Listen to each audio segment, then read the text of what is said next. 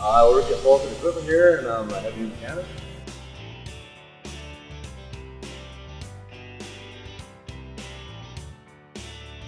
I have the 56 roller cabinet with the stainless top. I seen TCA toolbox displayed at a Lordco trade show last year, and another employee purchased a box. I checked it out and purchased my own.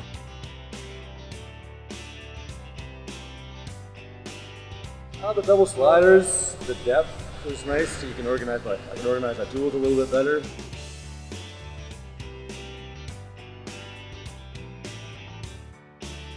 It's got a lot of durability, and I see the box lasting.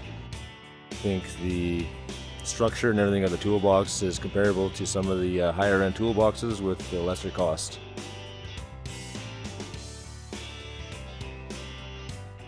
Yeah, I added a aluminum checker plate to the back just to protect it from scratches and dings and dents.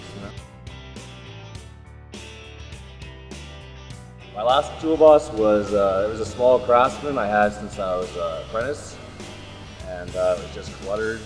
It was a mess.